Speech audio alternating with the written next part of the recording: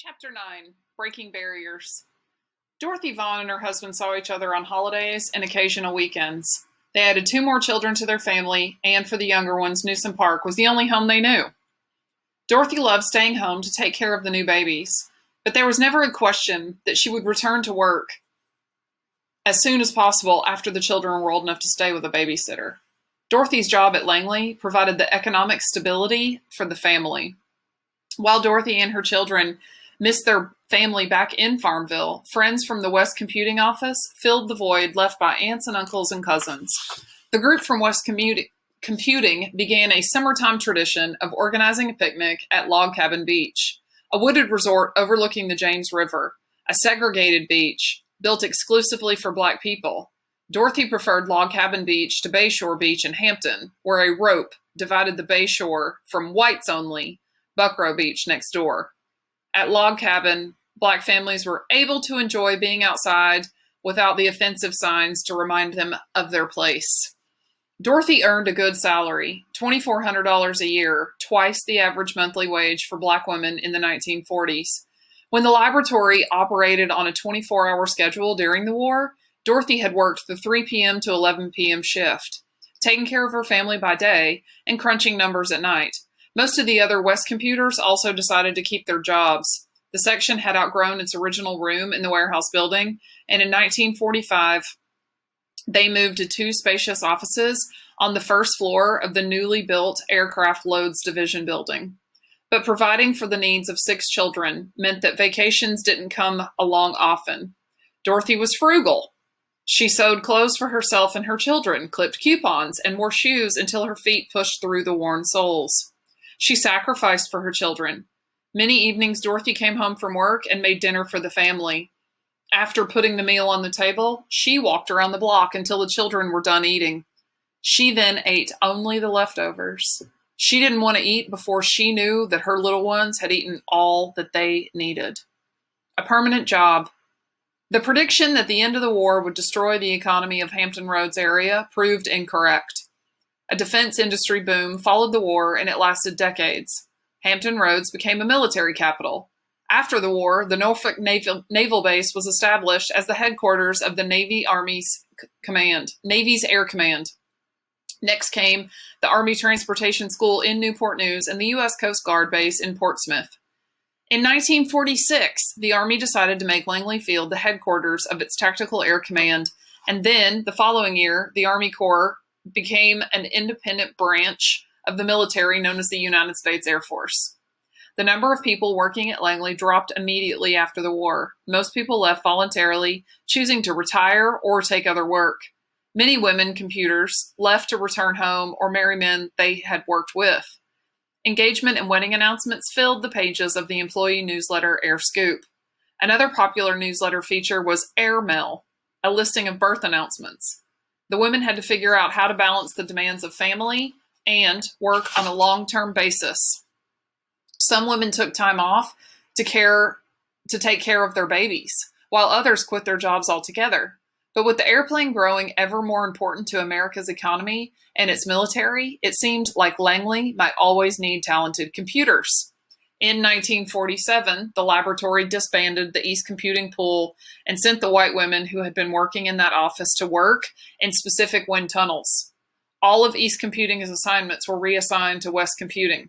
With the added work, West Computing remained in high gear. It wasn't surprising that Langley wanted to keep Dorothy Vaughan on as a computer. In 3 years, she had proven herself by handing in error-free work and managing deadlines without complaint. She earned excellent ratings from her bosses and had been promoted to shift supervisor, managing 1/3 of a group that was now made up of 25 women. Specialization. Men often came to the laboratory as junior engineers and were allowed to design and conduct their own experiments. Researchers took the men under their wings, teaching them the ropes. Women, on the other hand, had to work much harder to overcome other people's low expectations. A woman who worked in the central computing pool was one step removed from the research, and the engineer's assignment sometimes lacked the context to give the computer much knowledge about the project. The work of most of the women was anonymous. Even a woman who had worked closely with an engineer on a research report rarely saw her name on the final publication. The engineers assumed it didn't matter. After all, she was just a woman. And many of the men were blind to the fact that a woman might have the same ambitions as a man. Sometimes a computer's work impressed an engineer so much that he invited her to join him working full-time with a wind tunnel group. For the women, this meant an opportunity to get closer to the research and perhaps specialize in a particular subfield of aeronautics. A computer who could not only process data, but also understand how to interpret it was more valuable to the team than a pool computer with more general knowledge. Specialization became the key to managing the increasingly complex nature of aeronautical research in the post-war era.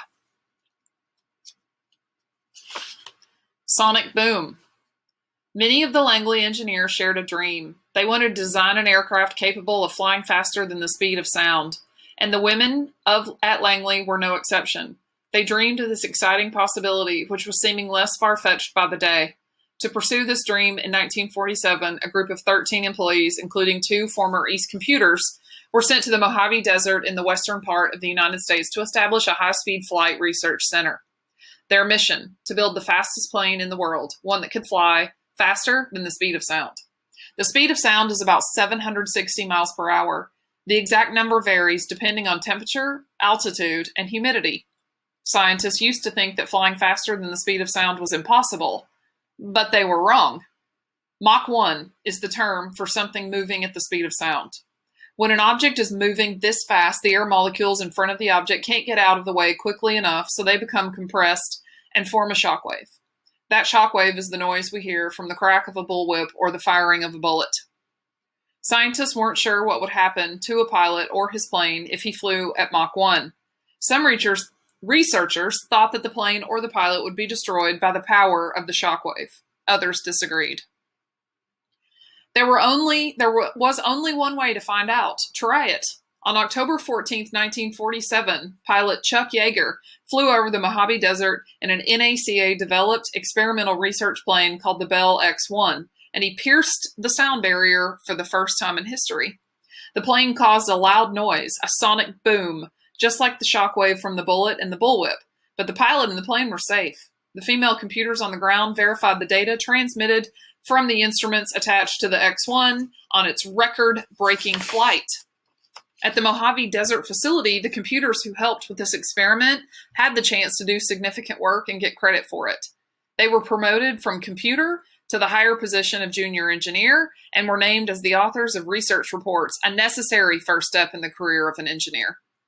And for a woman, it was an extraordinary achievement. It meant that the whole world would see that she had contributed to a worthy piece of research and that she was an important member of an engineering team. Dorothy Hoover, another Black woman who worked in West Computing, was the first African-American woman to leave the computing pool and get a chance at a research job, working directly for an engineer. She had earned an undergraduate degree in math from Arkansas Agricultural, Mechanical, and Normal College, and a master's degree in mathematics from Atlanta University. And she taught in 3 states before coming to Langley in 1943. She was excellent at abstract concepts and complex equations. She had been assigned many of the most challenging problems and always submitted flawless work. As a talented mathematician with an independent mind, Dorothy Hoover was a perfect addition to any research team. Her visibility with engineers increased with her promotion. She answered the computer's questions and understood complex math so well that she sometimes knew more than many of the engineers in the lab. The section leader. Dorothy Vaughan was an excellent leader within the West Area computing pool. In 1947, one of her bosses got sick and was out of the office for a month. The next year, the boss fell ill again. Then, in early 1949, Dorothy's boss began to act strangely at work. She suffered a mental breakdown and was forced to leave her job. This tragic incident left the computing pool without a leader, but the engineers at the laboratory decided to choose Dorothy to be the temporary head of the entire section. This was the first time an African-American woman had been assigned a management role at Langley. At the time, it was unthinkable for a man to report to a woman. Men were always ultimately the people in charge. Women who had an interest in management were limited to heading a section in one of the computing pools or a division with female workers. But they always reported to a man. For Dorothy, The new job was a lot like being at the head of a high school classroom and reporting to a principal who was usually a man. It would take Dorothy Vaughan 2 years to earn the full title of section head.